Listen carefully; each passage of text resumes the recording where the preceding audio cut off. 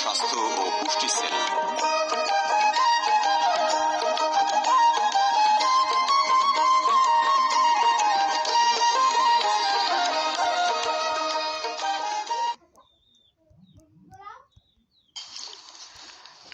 সকাল 7:30 বাংলাদেশ বেতার, রাজশাহী।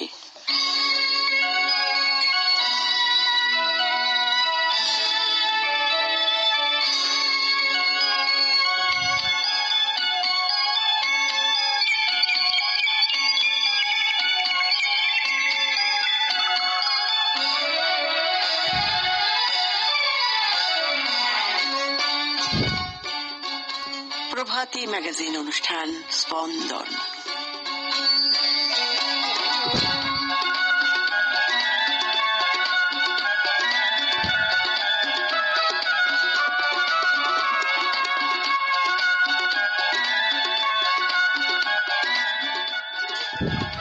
শুভ সকাল। নিয়মের অমোঘ খেলায় প্রদীপ্ত সূর্য উদয়ের মধ্য দিয়ে সূচিত হল আরো একটি সকাল, নতুন দিবসের পথ চলা। আর এই পথ চলা সকলের জন্য সার্থক হোক, এই প্রত্যাশা জানিয়ে শুরু করছি প্রভাতী ম্যাগাজিন স্পন্দন।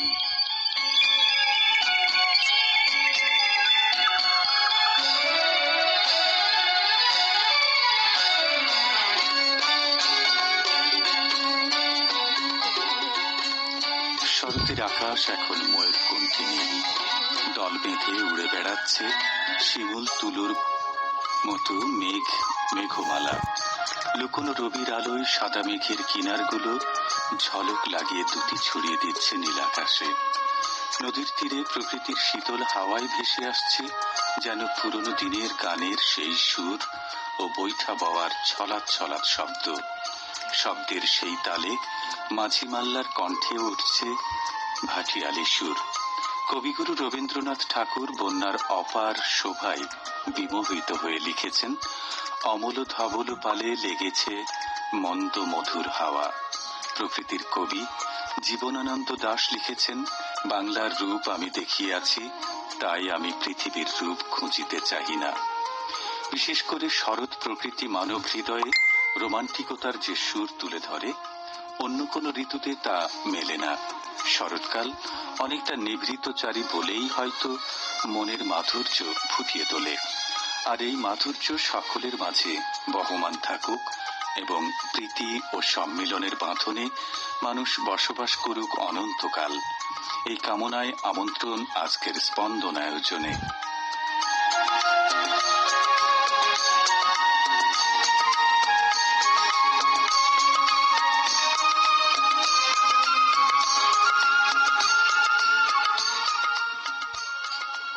এবার জানিয়ে দেব আজকের আয়োজন সূচি।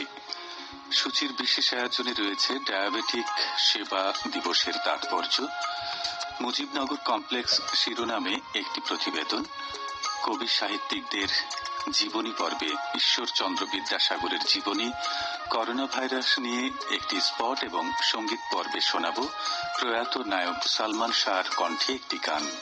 এছাড়াও অন্যান্য দিনের মতো আজও রয়েছে নিয়মিত আয়োজন।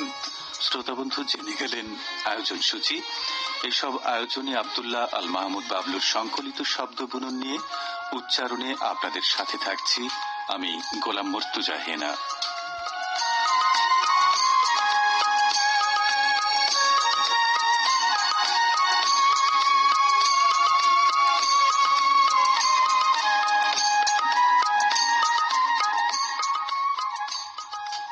চলে এলাম মূল আয়োজনে।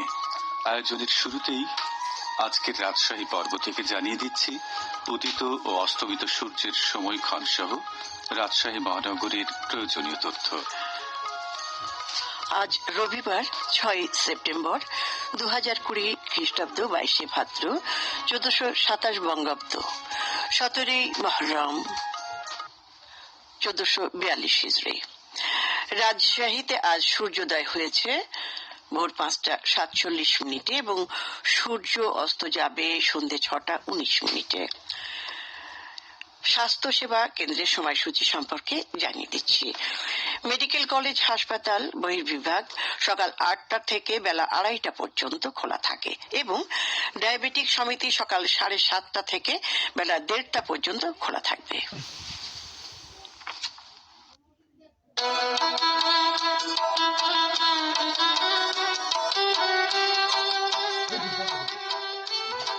চলতি বছরের দ্য ডিসকমফোর্ট অফ ইভিনিং উপন্যাসের জন্য বুকার পুরস্কার জিতেছেন কে? শ্রোতা বন্ধু, নিশ্চয়ই বুঝতে পারছেন আমাদের আজকের কুইজ এটি। আমি আবারও বলছি, চলতি বছরে দ্য ডিসকমফোর্ট অফ ইভিনিং উপন্যাসের জন্য বুকার পুরস্কার জিতেছেন কে? খুঁজতে থাকুন উত্তর, আমরা অবশ্যই জানিয়ে দেব অনুষ্ঠানের শেষ ভাগে এর সঠিক উত্তরটি। সাথে থাকুন।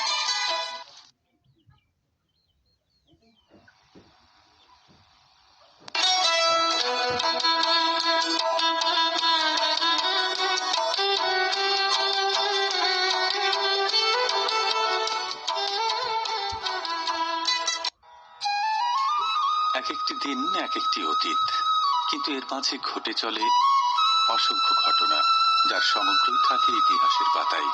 এখন সেই পাতা খুলে জেনে নেব কি ছিল আজকের এই দিনে। আজ 6 সেপ্টেম্বর।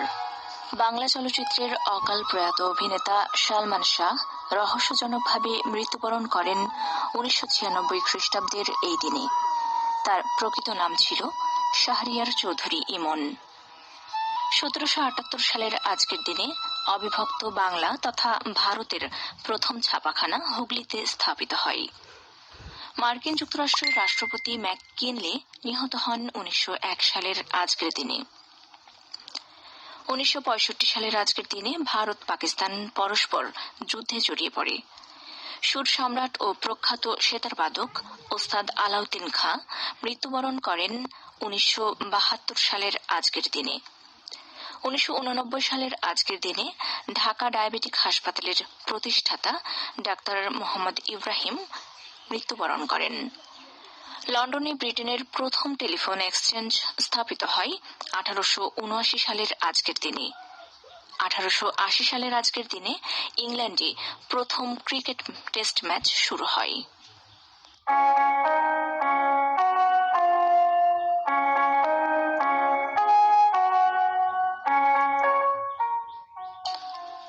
আজকের দিনে যে নবজাতক পৃথিবীর আলোয় আলোকিত হয়ে মমতাময়ী মায়ের কোল পূর্ণ করছে, সেই নবজাতকদের প্রতি রইল আশীর্বাদ ও অফুরন্ত ভালোবাসা। সেই সাথে আজ যাদের জন্মদিন, তাদের জন্যও রইল স্পন্দন পরিবারের পক্ষ থেকে একরাশ প্রীতিময় শুভেচ্ছা।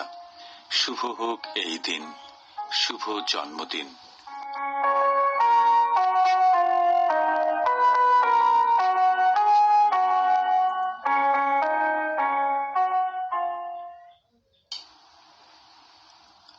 ডায়াবেটিক সেবা দিবস উপলক্ষে ডায়াবেটিক সেবা দিবসের তাৎপর্য বিষয়ে আমরা এখন শুনব একটি কথিকা।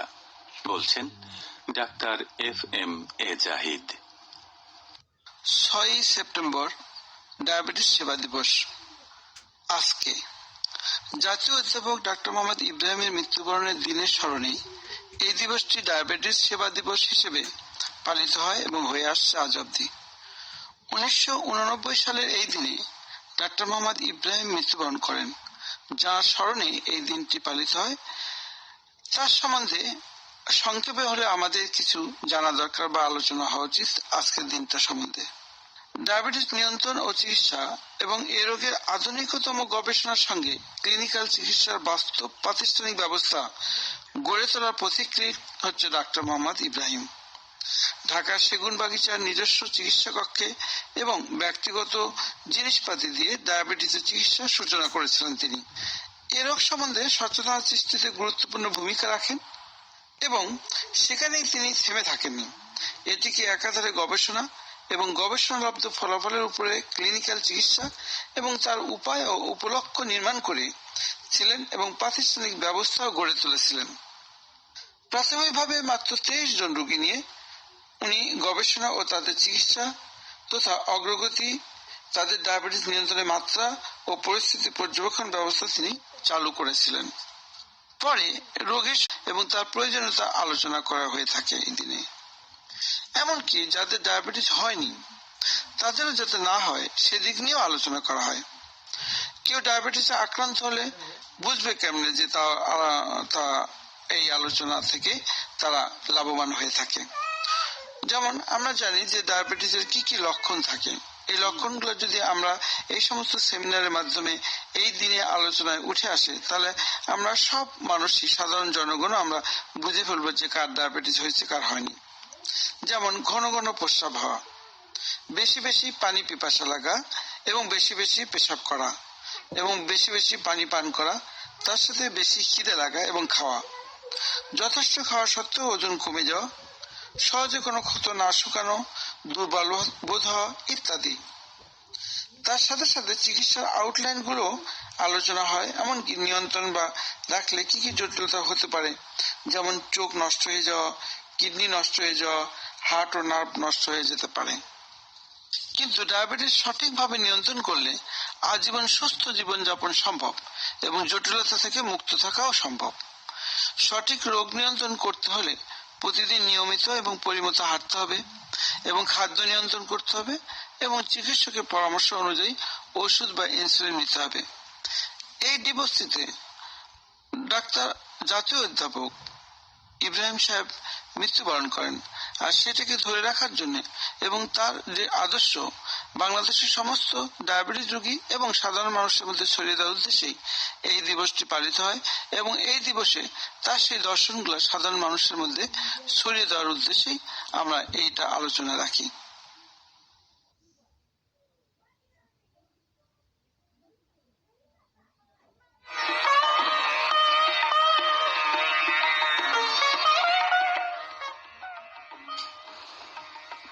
ডায়াবেটিক সেবা দিবস উপলক্ষে কথিকাটি শুনছিলেন।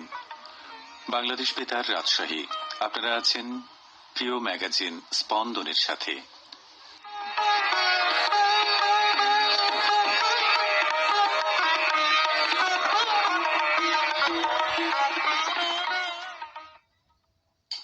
ঊনবিংশ শতকের একজন বিশিষ্ট বাঙালি শিক্ষাবিদ, সমাজ সংস্কারক ও গদ্যকার ঈশ্বরচন্দ্র বিদ্যাসাগর সংস্কৃত ভাষা ও সাহিত্যে অগাধ পাণ্ডিত্যের জন্য প্রথম জীবনেই তিনি বিদ্যাসাগর উপাধি লাভ করেন।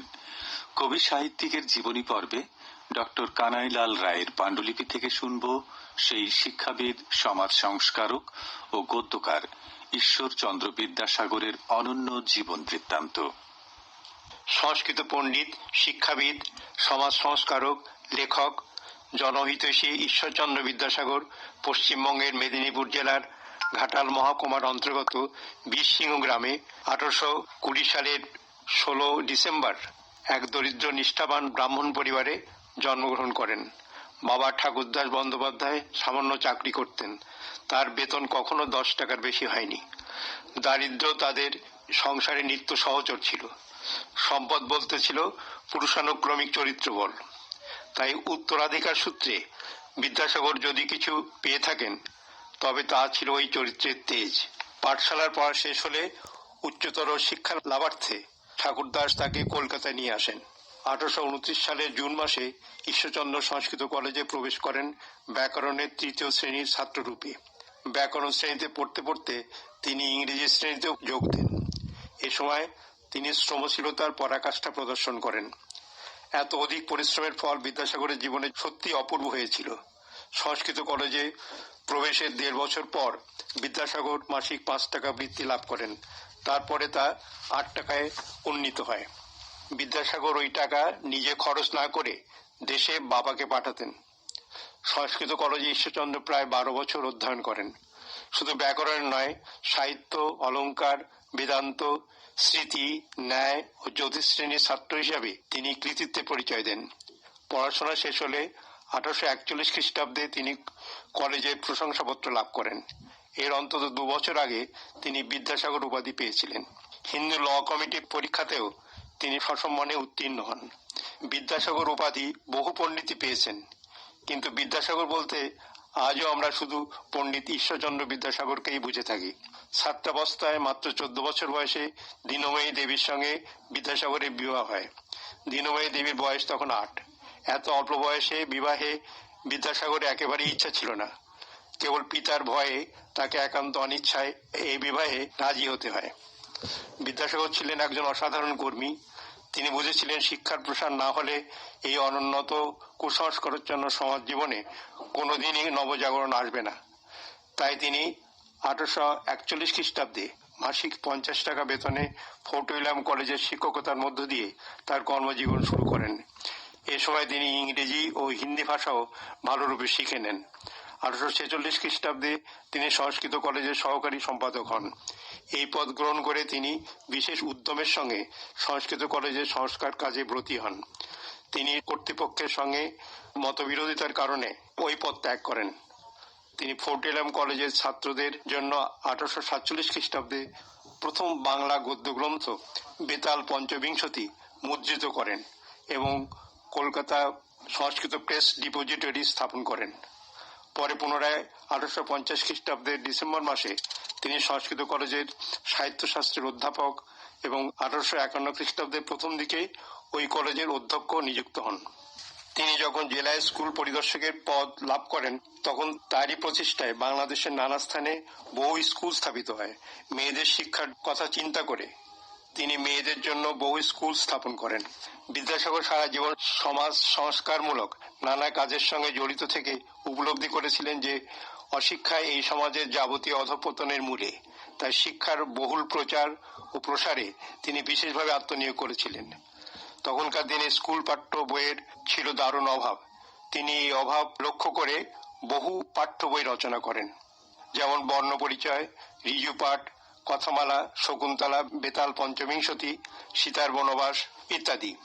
সরকারি কর্মত্যাগের পর বিদ্যাসাগর উল্লেখযোগ্য কীর্তি মেট্রোপলিটন ইনস্টিটিউশন স্থাপন। দেশীয় পরিচালনায় এটাই ছিল প্রথম কলেজ। বর্তমানে ওই কলেজ বিদ্যাসাগর কলেজ নামে পরিচিত। বিদ্যাসাগর সারা জীবন ধরে বহু সমাজ সংস্কারমূলক কাজের অনুষ্ঠান করে গেছেন। এ ব্যাপারে তাকে বিরুদ্ধতাও কম পোহাতে হয়নি। কিন্তু দৃঢ়চেতা বিদ্যাসাগর যে কাজটি ভালো মনে করতেন তা অনুষ্ঠানের ব্যাপারে কোনো বাধাই গ্রাহ্য করতেন না। অল্প বয়সের বিধবাদের যাতে আবার বিবাহ হয় তার জন্য ইংরেজ সরকারের সাহায্যে রক্ষণশীল হিন্দু পণ্ডিত সমাজের প্রবল বিরোধিতা সত্ত্বেও 1856 খ্রিস্টাব্দে বিধবা বিবাহ আইন পাশ করিয়ে নেন। তিনি বহু বিবাহ ও বাল্য বিবাহের বিরুদ্ধেও তীব্র আন্দোলন করেছিলেন। ঈশ্বরচন্দ্র 1856 খ্রিস্টাব্দে কলকাতা বিশ্ববিদ্যালয়ের ফেলো এবং 1864 খ্রিস্টাব্দে এশিয়াটিক সোসাইটির সম্মানিত সদস্যপদ লাভ করেন। 1880 খ্রিস্টাব্দে ভারত সরকার তাকে CIE উপাধিতে ভূষিত করেন। বিদ্যাসাগর শুধু বিদ্যারই সাগর ছিলেন না, তিনি ছিলেন দয়ারও সাগর। কত ঋণগ্রস্ত ব্যক্তিকে তিনি যে ঋণমুক্ত করেছিলেন তার ইয়ত্তা নেই। কবি মাইকেল মধুসূদন দত্তকে তিনি নিজে ঋণ করে 10,000 টাকা পাঠিয়েছিলেন। তবেই মধুসূদন ফ্রান্স থেকে সপরিবারে সসম্মানে দেশে ফিরে আসতে সমর্থ হয়েছিলেন। 1866 খ্রিস্টাব্দে এক দুর্ঘটনায় বিদ্যাসাগর যকৃতে গুরুতর আঘাত পান। তারপর থেকে তার স্বাস্থ্য ভেঙে পড়ে।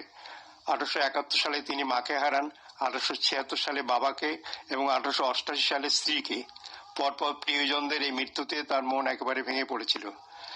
1851 খ্রিস্টাব্দের গোড়ার দিকে তিনি নানা রকম অসুখে ভুগতে থাকেন। তার চিকিৎসাও চলতে থাকে। অবশেষে সকল প্রচেষ্টা ব্যর্থ করে ওই বছর 29 জুলাই তার মৃত্যু হয়। তেজস্বী, অসাধারণ কর্মী, অকৃত্রিম মানবদরদী এই মানুষটিকে বাঙালি সমাজের বাঙালি চরিত্রের সঙ্গে ব্যতিক্রমধর্মী বলা যায়। প্রায় 125 বছর হলো এই মহামানবের মৃত্যু হলেও আজও প্রতিটি বাঙালি তাকে শ্রদ্ধার সঙ্গে মনে রেখেছে।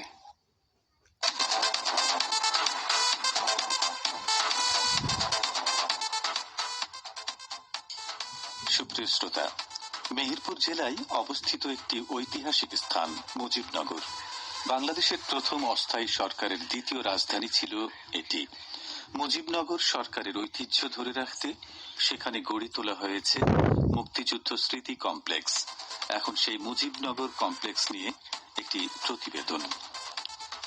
মুজিবনগর স্মৃতিসৌধ মেহেরপুর জেলার মুজিবনগরে অবস্থিত।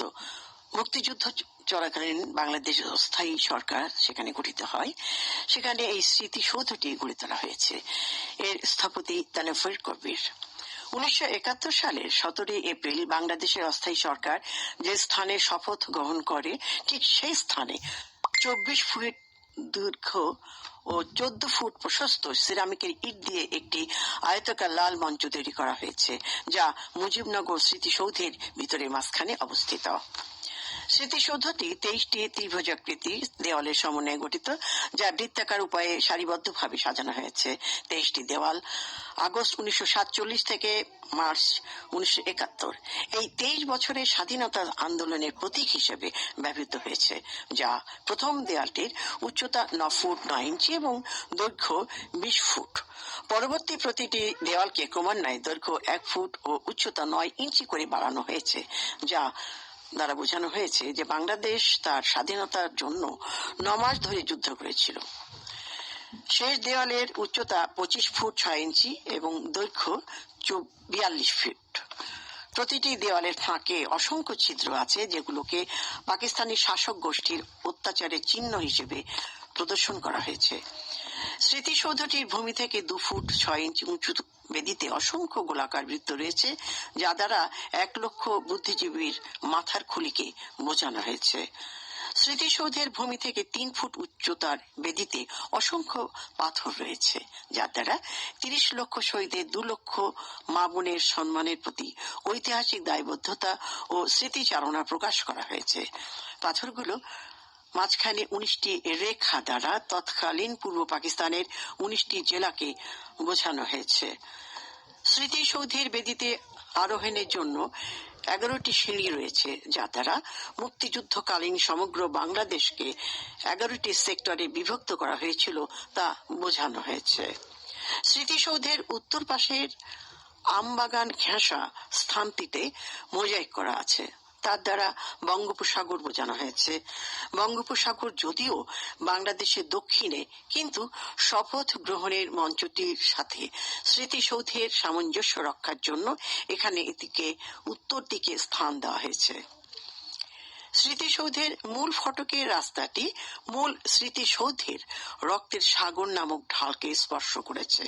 এখানে রাস্তাটি ভাষা আন্দোলনের প্রতীকী অর্থে ব্যবহৃত হয়েছে। স্মৃতিসৌধের পশ্চিম পাশে প্রথম দেয়ালের পাশ দিয়ে শহীদের রক্তের প্রবাহ তৈরি করা হয়েছে, যাকে রক্তের সাগর বলা হয়। লাল মঞ্চ থেকে যে 23টি দেওয়াল তৈরি করা হয়েছে তার ফাঁকে অসংখ্য নুড়ি পাথর দ্বারা মোজাইক করে লাগানো হয়েছে, যা দিয়ে 1971 সালে 7.5 কোটি ঐক্যবদ্ধ জনতাকে প্রতীক আকারে উপস্থাপন করা হয়েছে।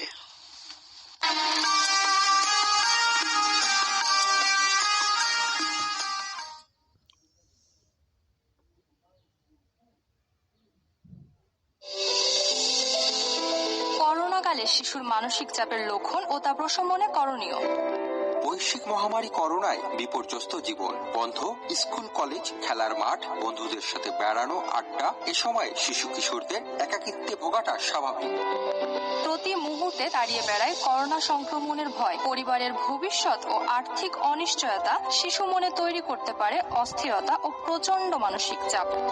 মানসিক চাপে শিশু কিশোরদের ঘুম ও খাদ্যাভ্যাসে পরিবর্তন, চাঞ্চল্য কমে যাওয়া, বিনা কারণে কান্নাকাটি, জেদ ও বিরক্তি প্রকাশ, ভুলে যাওয়ার প্রবণতা বেড়ে যেতে পারে। তবে আমরা চাইলেই শিশু কিশোরদের এই মানসিক চাপ প্রশমন করতে পারি। শিশুর মানসিক স্বাস্থ্যের সুরক্ষায় তাদেরকে পর্যাপ্ত সময় দিন, তাদের সাথে কথা বলুন, বন্ধুর মতো আচরণ করুন এবং মানসিকভাবে সাহস দিন। শিশুদের পড়াশোনা ও ঘরোয়া খেলায় নিজেদেরকে সম্পৃক্ত করুন। শিশুর পর্যাপ্ত এবং ভালো ঘুম নিশ্চিত করুন। তাদেরকে গল্পের বই পড়তে দিন এবং ছোট শিশুদেরকে নিজেরাই গল্প করে শোনান। তাদের সৃষ্টিশীল কাজকে উৎসাহিত করুন। প্রতিটি শিশুর জন্যই নিরাপদ শৈশব ও সুন্দর ভবিষ্যৎ নিশ্চিত করাই হোক আমাদের অঙ্গীকার।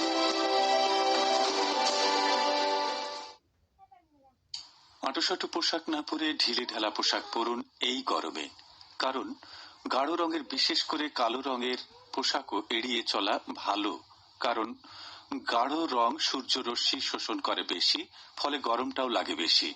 সবচেয়ে ভালো হলো হালকা রং, যেমন সাদা, হলুদ এসব রঙের পোশাক পরা। প্রিয় শ্রোতা, শুরুতে বলেছিলাম আজকের কুইজ, এবার উত্তর জানিয়ে দেব। বলেছিলাম চলতি বছরে দি ডিসকমফোর্ট অফ ইভিনিং উপন্যাসের জন্য বুকার পুরস্কার জিতেছেন কে? উত্তর হচ্ছে 29 বছর বয়সী নেদারল্যান্ডসের লেখিকা মার্কি লুকাস রিনভেল্ড। বইটির ইংরেজি অনুবাদ করেছেন মিশেল হাচিনসন।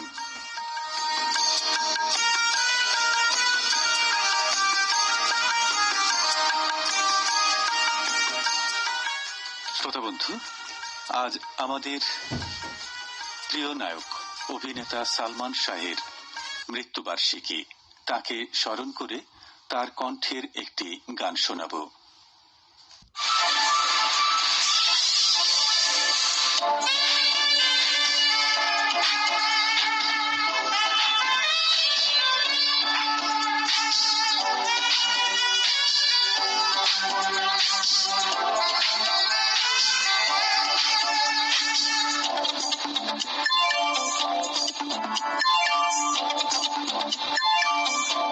রজনীগন্ধা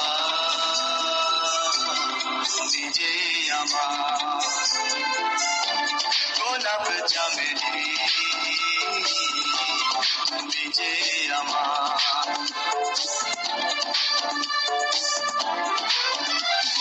তোমার বুকে সুবাস নিয়ে সাজনি গো প্রিয়ে আমার হৃদয় ভরে দাও।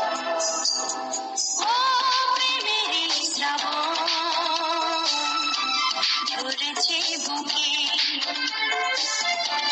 রঙিনী মরেছে সুখে, আরো কাছে এসো তুমি, আরো ভালোবাসো তুমি, আমার হৃদয় ভরে দাও। ও রজনীগন্ধা তুমি যে আমার,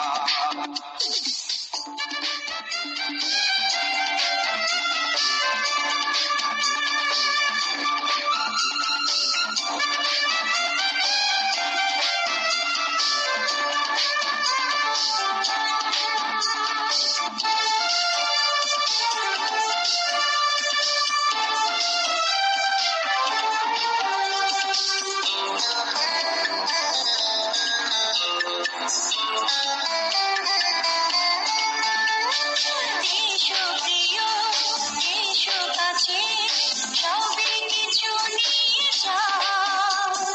তোমার হাতে কোমল ছোঁয়ায় আমায় আপন করে নাও। শ্রোতা বন্ধু, সময় যন্ত্র বলছে বিদায় নিতে হবে, তাই যেতে যেতে বলি আজকের স্পন্দন গ্রন্থনায় ছিলেন আব্দুল্লাহ আল মাহমুদ বাবলু, উপস্থাপনায় ছিলাম আমি গোলাম মর্তুজা হেনা, পাণ্ডুলিপি পাঠে অংশ নিলেন মুনাওয়ার সুলতানা ডেজি ও রুমানা পারভিন, মোহাম্মদ আব্দুর রাজ্জাকের প্রকৌশল নির্মাণ সহযোগিতায় প্রকৌশল সহায়তা দিলেন মোহাম্মদ মোশাররফ হোসেন।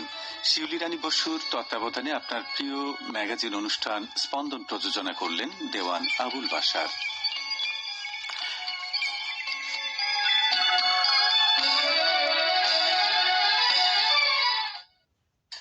বাংলাদেশ বেতার রাজশাহী, ইংরেজি সংবাদ ঢাকা কেন্দ্র থেকে রিলে করা হচ্ছে।